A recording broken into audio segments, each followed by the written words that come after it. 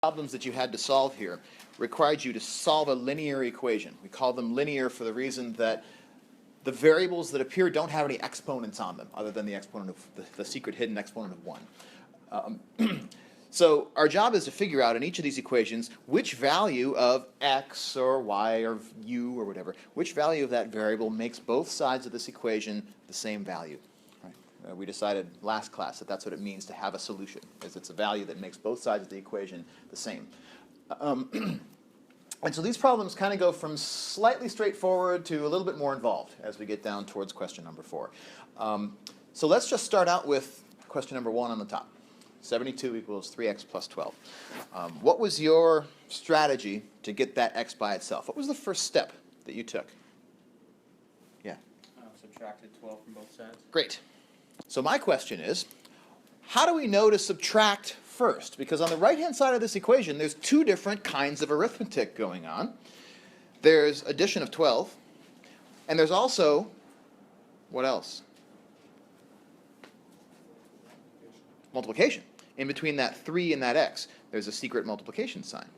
So my question is, how do we know we should be worrying about addition and subtraction first? Why shouldn't we worry about that 3 that's multiplying the x first? Because after all, we talked about the order of operations on Monday. Doesn't multiplication come before addition? Don't we want to get that on one side by itself first? We want to get the x by itself on one side. Right, so what's our priority here? Our priority here is not evaluating the expression that's on the right-hand side and discovering its value. Really, our priority is the opposite. We want to be peeling arithmetic off of the x to get the x by itself on one side of the equation. That's our ultimate goal. Anytime we're solving an equation, get that variable alone by itself on one side of the equation. And so fundamentally, we have an opposite process. We have an opposite orientation to the order of operations when we're solving an equation compared to when we're simplifying an expression. So just in a picture, how I like to think of it, if x is my value that I'm trying to discover, let's say it's sitting here, but then on the right-hand side of the equation, if I'm x, what's the first thing that's happening to me in the expression 3x plus 12, according to the order of operations? First thing that's happening to that x, when we evaluate the expression on that side, is it's getting multiplied by 3, because multiplication comes before addition. And then after we multiply the x by 3, the next thing that happens is that 12 is added to it. So we can kind of think of the value of x that we don't know as being wrapped up inside these two layers of arithmetic. And the innermost layer that surrounds the x is the first thing that happens in the order of operations, multiplication. Right? The x is wrapped in a multiplication by 3, and then that quantity is wrapped, in turn, in addition by 12. But I'm trying to unwrap the x. I'm trying to get at it from the outside of the package toward the inside. And so if I'm going to unwrap this thing, this onion that has several layers that are concealing its center, I have to unwrap the outermost layer first.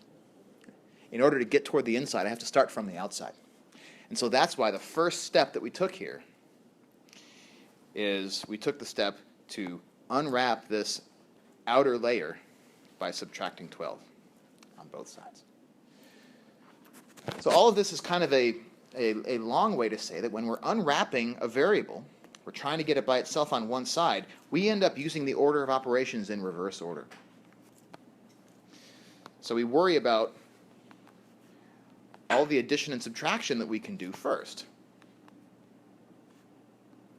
when solving an equation, which is why we chose first to subtract 12 from both sides.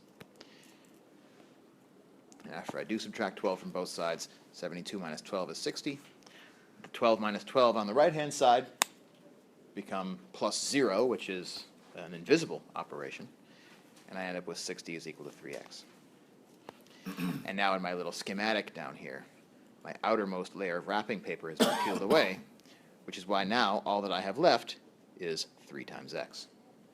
So we do all of the addition and subtraction that is fit to do to both sides of this equation until we have no addition or subtraction left to worry about.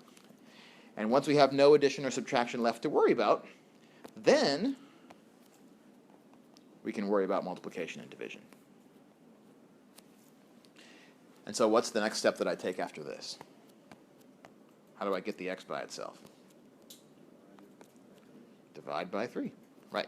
We're choosing to divide because it's the opposite of the multiplication that connects that 3 to that x.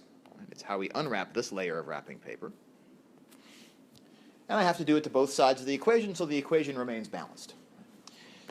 On the left-hand side, 60 divided by 3 gives me 20.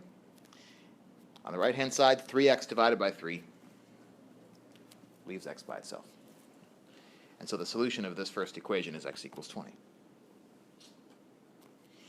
And in my schematic, dividing by 3 unwrapped this last layer of wrapping paper. And it gave us the value of x.